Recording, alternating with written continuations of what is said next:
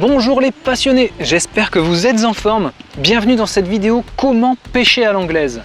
Je vous ai fait une vidéo comment pêcher au cou. Si ça intéresse certains d'entre vous, je vous mets le lien juste là. Aujourd'hui, vidéo comment pêcher à l'anglaise. Les grands principes de la pêche à l'anglaise. C'est quoi la pêche à l'anglaise? Comment on s'organise? J'ai été vendeur dans un gros magasin de pêche en Belgique pendant quelques années, pendant 3 années. Et maintenant, on a tout plaqué avec ma femme pour venir ici.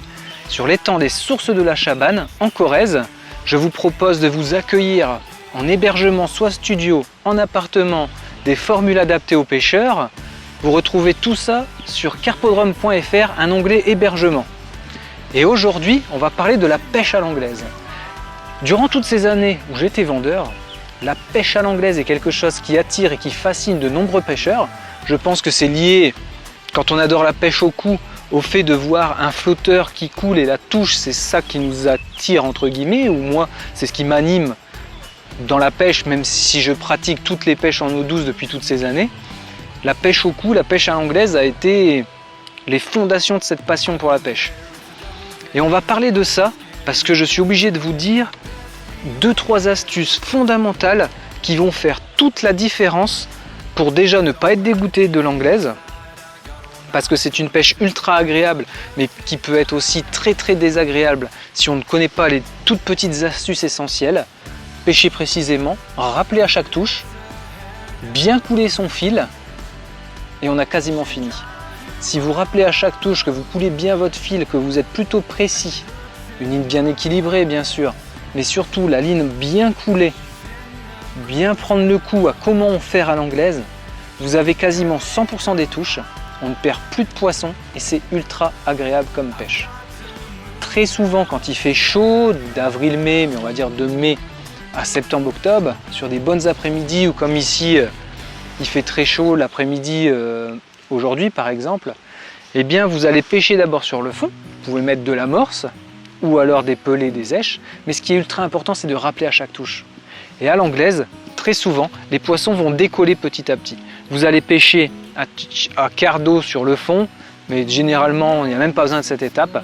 Dès que vous avez les premières touches, quand vous lancez, vos premières touches à la descente, vous passez carrément à mi-eau. Si vous avez 2 mètres de fond, vous mettez 1 mètre de fond et vous commencez à enchaîner les poissons. Et souvent, les plus belles pêches à l'anglaise durant les périodes chaudes, en plein cagnard, eh bien, vous allez les faire à peu près à 1/3 d'eau. Si vous avez 2 mètres de fond, à 60-70 cm de la surface, c'est là où vous allez enchaîner le plus de poissons à l'anglaise pendant les périodes très chaudes. Voilà pour cette petite introduction. On va parler des principes de la pêche à l'anglaise. Je vais vous parler rapidement de la canne, des types de cannes qui existent, comment monter sa ligne dans les grandes lignes de façon rapide, les erreurs à ne pas faire.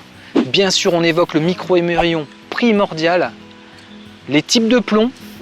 Je ne vais pas m'attarder sur les wagglers, le montage de votre bas de ligne, ni sur les moulinets, parce que je vais faire des vidéos par la suite vraiment ultra spécifiques et avec des caractéristiques techniques sur tous ces éléments. Là, c'est une vidéo générale pour vous présenter les principes. Allez, on attaque.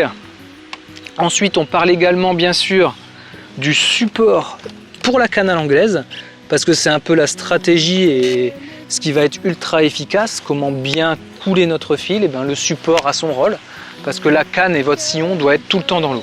J'y reviens juste après. On parlera de l'épuisette, du type de tête d'épuisette rapidement, je vous en montre 2-3 modèles.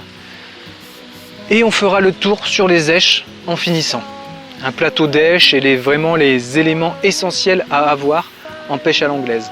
Donc marqueur de fil, pour pêcher toujours à la même distance. Je pense à des plombs et le micro-émerillon. Allez, on attaque. Généralement, une canne à l'anglaise, donc de ce type, là c'est une canne très gros poisson. Pour la carpe, les 2 cannes sont des cannes gros poisson. On est sur un carpodrome. Donc j'utilise ce type de canne qui va avoir des actions de pointe et une très grosse réserve de puissance. La plupart des cannes à mouliner vont travailler quasiment sur l'ensemble de la canne. Canne à l'anglaise, très gros poisson, on travaille sur le dernier tiers, voire sur le dernier quart de la canne. Des cannes un peu plus souples et puissantes peuvent travailler sur la moitié, mais généralement c'est comme ça que ça se passe. L'intérêt de la pêche à l'anglaise, c'est d'aller pêcher avec des fils très fins à longue distance. Je vous ai fait une vidéo astuce pêche à l'anglaise. Si ça vous intéresse, je la mets juste là. Allez la voir, où je vais beaucoup plus déjà dans certains détails. Une canne à l'anglaise de ce type, vous allez en avoir en 13 pieds, 14 ou 15 pieds. Généralement, c'est ce qui se pratique et ce qui se vend en France d'une manière générale, correspondant à 3,90 m, 4,20 m ou 4,50 m. Généralement, les cannes vont être en 3 éléments, donc des éléments que vous allez emboîter. Hop. Donc 3 éléments, vous les emboîtez. Ensuite, vous fixez votre moulinet sur le porte-moulinet, bien sûr. Moulinet à l'anglaise, très intéressant d'en avoir un typique à l'anglaise, même si vous pouvez évidemment pêcher avec n'importe quel autre moulinet, feeder, carnassier, en adaptant un fil plus fin, ça fera largement le boulot.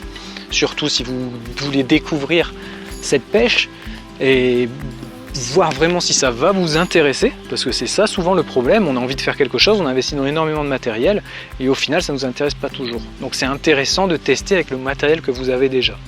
Procurez-vous juste une autre bobine ou adaptez une bobine sur un de ces types de moulinets en fil un peu plus fin et vous voyez si ça vous plaît la pêche à l'anglaise. Intérêt d'avoir un vrai moulinet à l'anglaise, en fait, le ratio.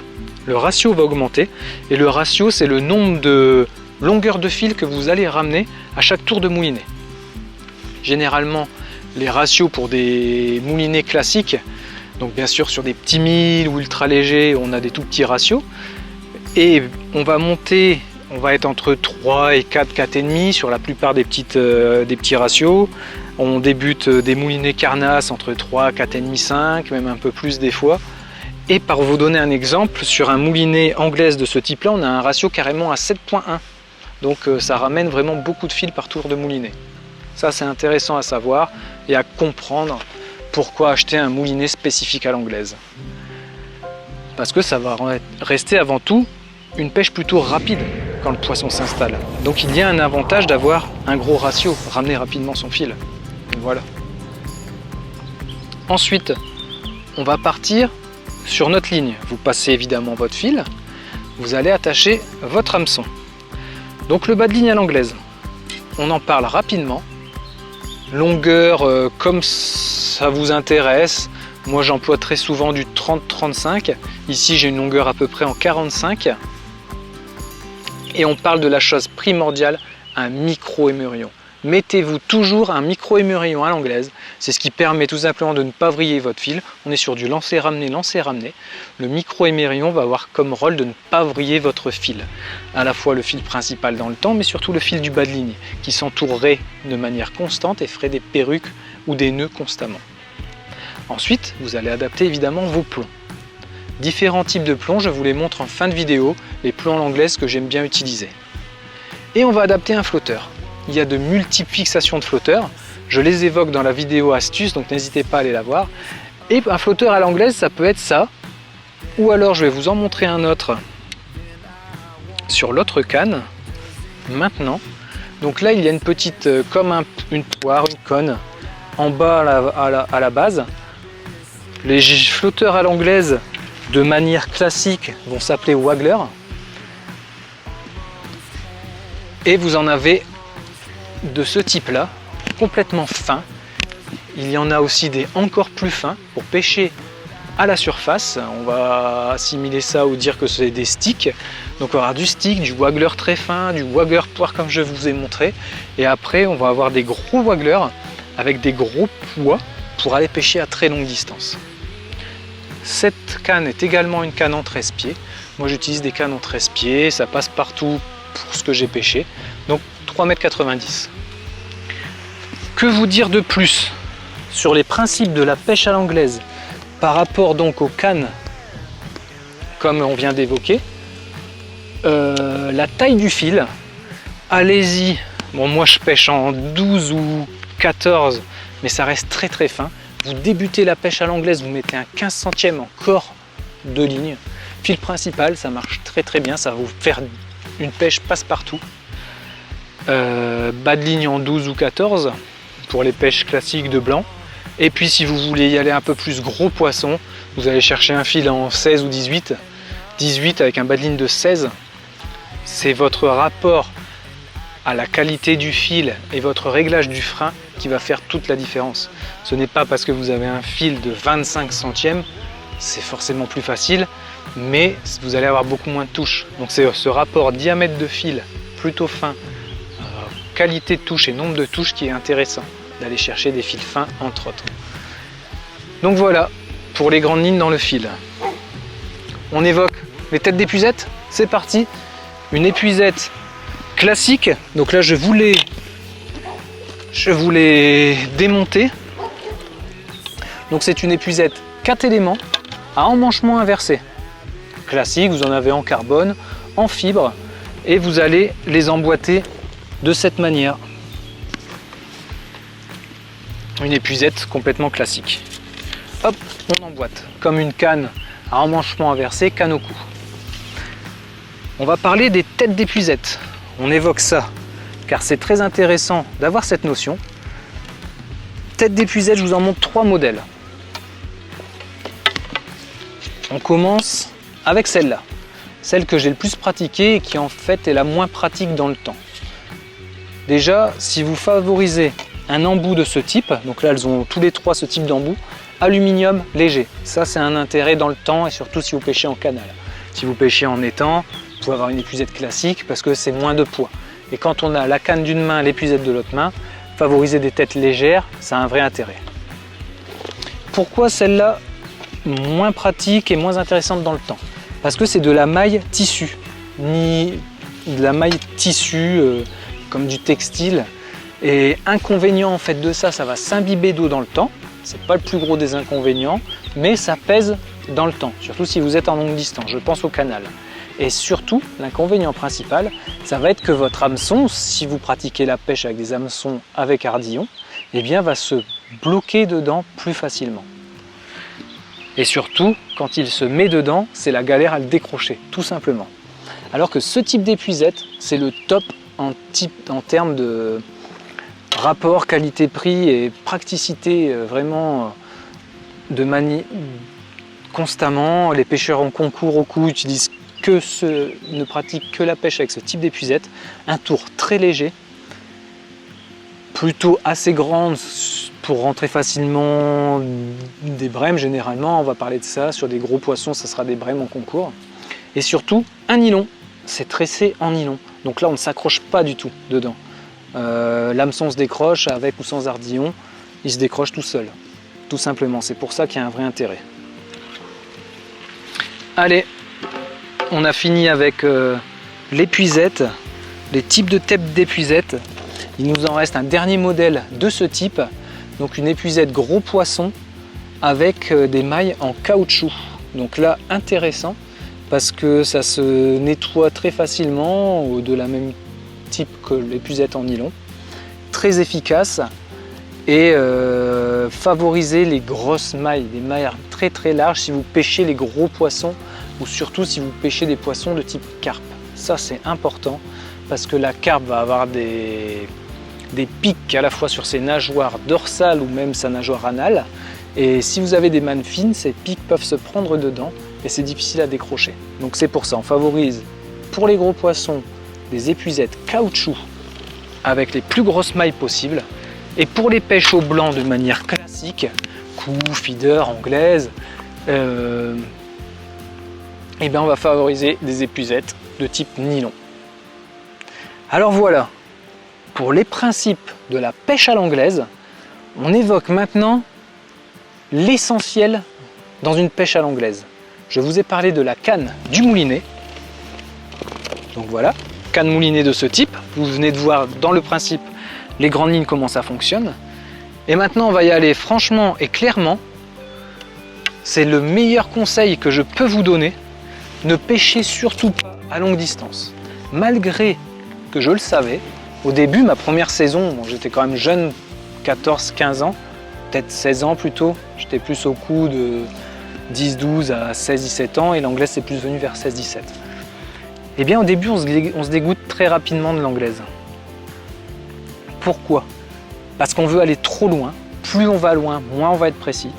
Donc habituez-vous à pêcher à 18-20 mètres au début. Ça paraît pas loin par rapport à une canne au cou à 10-12 mètres. mais déjà 18-20 mètres, je vous assure, c'est loin. Deuxième avantage énorme de pêcher à 18-20 mètres, vous allez pouvoir utiliser des èches, déjà vous amorcez facilement à la main, vos boules d'amorce. Pareil pour les pelets, pareil pour le maïs à la fronde, ça passe. Et même les asticots. Les asticots à la fronde, selon les modèles de fronde, eh bien vous allez avoir une distance entre, forcément 3-4 mètres, mais on va dire 18-20 mètres, jusque 25-26 mètres des fois. Donc du 18-25 mètres, pêche en asticot, on rappelle, ça passe à la fronde. Et ça a vraiment un gros intérêt pour la pêche à l'anglaise. Rappeler à chaque touche, c'est l'essentiel. On rappelle à chaque touche et on coule bien son fil. On a quasiment tout compris à la pêche à l'anglaise et on n'hésite pas à décoller si on a des touches à la descente. Voilà, l'essentiel. Ensuite, on va parler, je vous ai fait une vidéo comment bien couler son fil à l'anglaise, mais je le révoque ici dans cette vidéo rapidement. Je vous mets le lien juste ici de cette vidéo. On ne se prend pas la tête à aller voir la vidéo, on y va franchement, arrière, avant, on pose et là on va couler notre fil. Deux manières de le couler. Là je viens de faire une des deux techniques, je vous invite à aller voir la vidéo si vous voulez plus de détails. Mais plus le fil est coulé droit, donc c'est-à-dire plus il va être droit entre votre bout du sillon et le début du waggler là-bas, et bien mieux ça va être en termes de réponse à la touche. Et ça c'est vraiment ultra important pour ferrer le plus de poissons possible et donc pêcher le plus de poissons. En conséquence, forcément, tout est lié. Voilà, dans les grandes lignes, tout ce que je voulais vous présenter. Les principes de la pêche à l'anglaise. Une des plus belles pêches, à mon sens, en eau douce. Qui est plutôt assez ingrate au début. Quand on ne comprend pas ces quelques principes de base, vraiment fondamentaux, mais qui font vraiment toute la différence. Bien couler son fil, le marqueur, la petite marque sur la distance, façon de sonder, être le plus proche du fond, mais même avec le temps, on se rend compte qu'une pêche en décollé, quand il fait bien chaud, ça a son intérêt. Je vais vous faire une vidéo exclusivement sur comment sonder à l'anglaise. Il y a plusieurs techniques. Moi j'utilise un flotteur de ce type, donc les flotteurs sondeurs, où en fait vous allez balancer, mais je reviendrai aussi sur une vidéo spécifique à comment sonder à l'anglaise. Et en fait le principe, vous avez toujours, pour n'importe quel type de flotteur sondeur, un gros plomb sur le fond, votre flotteur marqueur sondeur, vous lancez, l'idéal étant d'arriver le plus droit possible. La plombée principale va se mettre sur le fond et quand vous maintenez canne haute, eh bien vous allez avoir votre fond. Vous voyez, je suis sur la digue principale, tout le fond qu'il y a, quasiment déjà 2,30 m, 2,40 m alors que j'ai lancé à 3-4 mètres. Ça c'est un flotteur sondeur, il en existe plein de modèles. Je vous ferai également une vidéo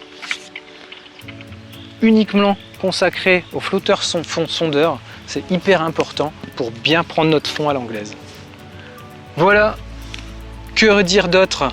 Merci beaucoup, merci énormément pour tous ces abonnements qui se multiplient de plus en plus chaque jour. C'est incroyable. Je vous partage sur cette chaîne ma passion de la pêche depuis que je suis tout petit. Et c'est aussi un lieu d'accueil exceptionnel. Je vous ai dit, allez consulter éventuellement sur le site carpodrome.fr. Vous avez toutes les informations qui sont répertoriées en 3 ou 4 onglets. Comme ça, c'est plus simple. Énormément d'abonnements tous les jours. Merci beaucoup de continuer de partager carpodrome.fr. Ces multiples vidéos autour de ma passion qui m'anime depuis tout petit, autour de la nature, et où je vous partage tout ça sur ce lieu. Merci de continuer de partager. Je vous dis à la prochaine vidéo. Prochaine vidéo, on va sûrement se faire une petite préparation de pâte maison, toute simple. Une pâte vraiment juste avec de la farine de l'eau. Vous allez voir ce que je pratique depuis toujours. Pêche à la pâte, très efficace durant l'été. Je pense en pêche au cou, mais même autre type de pêche. Et on va évoquer ça dans la prochaine vidéo. Je vous remercie. Faites de vos rêves votre vie. Salut!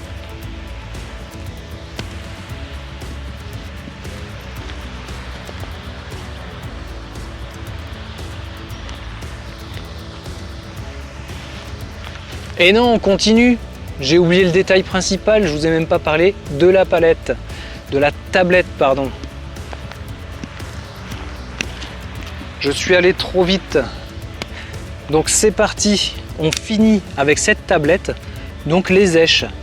Type d'èche que je vous présente rapidement, du pelé en taille 7, du pelé en taille 9, du maïs, le classique à ne pas négliger, des vers de terre, vers de terreau, ne négligez jamais ça. Et on évoque, avant de terminer cette vidéo, les plombs. Type de plomb que j'utilise, donc c'est ceux-là pour l'anglaise. Il en existe plein de sortes. Là, vous avez par exemple du numéro 4, numéro 1, du BB ou du AAA. Et en fait, l'intérêt de ces plombs vont correspondre sur les wagglers. Généralement, sur chaque waggler, vous avez un poids plus un poids à rajouter. Et souvent, par exemple, ça peut être 1 gramme ou 2 grammes, 1,5 g plus 2 bébés. Donc vous savez que votre flotteur de 1,5 g est pré-réglé. Vous rajoutez 2 bébés de ce type, par exemple 2 plombs comme ça, en 0,4, et vous avez votre 1,5 g plus 2 bébés qui est équilibré. Il ne faut pas réfléchir à autre chose. Marqueur de fil. Je vous parlerai exclusivement de comment marquer votre fil à l'anglaise, soit avec un marqueur de ce type, soit avec